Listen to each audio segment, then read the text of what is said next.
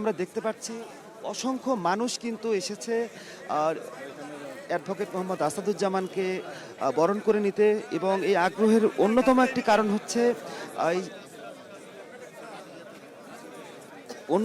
কারণ হচ্ছে তিনি পূর্ণাঙ্গভাবে ঝিনাইদহের মন্ত্রী নির্বাচিত হয়েছেন, যেটি একটি ইতিহাস বলা যায়। কারণ এর আগে এই জেলা থেকে একজন প্রতিমন্ত্রী হয়েছিলেন, কিন্তু পূর্ণাঙ্গ মন্ত্রী কখনোই ঝিনাইদহ থেকে কাউকে দেয়া হয়নি। সেই ক্ষেত্রে এই জেলার প্রথমবারের মতো মন্ত্রী হয়েছেন আসাদুজ্জামান, যে কারণে কিন্তু সর্বসাধারণের আগ্রহের জায়গাটি তাকে ঘিরে অনেকটা বেশি, এবং যারা আসছেন নতুন মন্ত্রীর কাছে তাদের অনেক প্রত্যাশা রয়েছেন। সেই প্রত্যাশার কথাগুলো কিন্তু তারা বলছিলেন।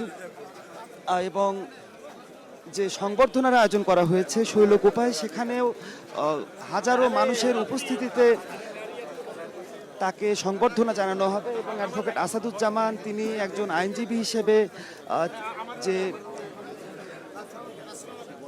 যাত্রা শুরু করেছিলেন, তিনি সেখান থেকে বাংলাদেশের আইন অঙ্গনের সর্বোচ্চ পদে এসে তিনি আসীন হয়েছেন, যে বিষয়টি কিন্তু ব্যাপক আলোড়ন সৃষ্টি করেছে। এবং আমরা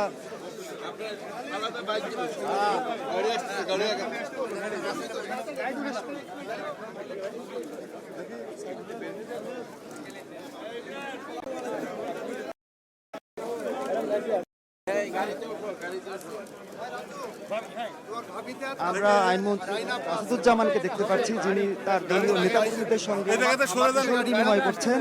এবং এখান থেকে তার যে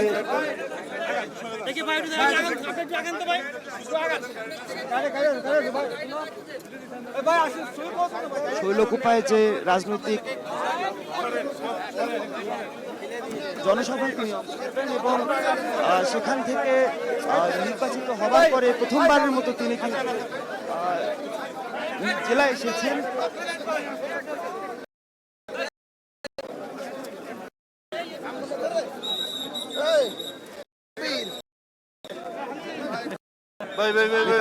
উচ্ছ্বাসিত, অনেকেই ফুল নিয়ে এসেছেন, এবং যেহেতু প্রথমবারের মতো কোনো একজন মন্ত্রী পেয়েছে ঝিনাইদহ জেলার মানুষ, সে কারণে কিন্তু বাড়তি উচ্ছ্বাস তাকে ঘিরে।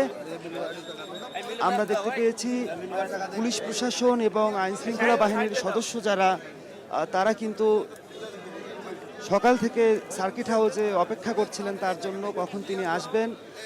এবং তাকে বরণ করে নিয়ে পুলিশের পক্ষ থেকে গার্ড অব অনার প্রদান করা হয়েছে। এবং এই মুহূর্তে তিনি যে সার্কিট হাউস প্রাঙ্গণটি রয়েছে সেখান থেকে তার নিজ যে নির্বাচনী এলাকা রয়েছে শৈলকুপায়, সেখানে তিনি প্রথমবারের মতো মন্ত্রী নির্বাচিত হয়ে নিজ জেলায় আপনি এসেছেন।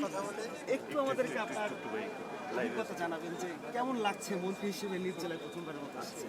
নিশ্চয়ই ভালো লাগার অনুভূতি, এর থেকে ভালো লাগার কি অনুভূতি আছে? জনগণের তো অসংখ্য প্রত্যাশা আপনার প্রতি, জেলার প্রথম একজন মন্ত্রী হয়েছেন। এটাই ভয়ের কারণ, এটা আতঙ্ক এবং দ্বিধার কারণ। জনগণের এই ভয়, জনগণের এই প্রত্যাশা আমি কতটুকু পূরণ করতে পারবো সেইটা আমি খুব আতঙ্কগ্রস্ত আছি।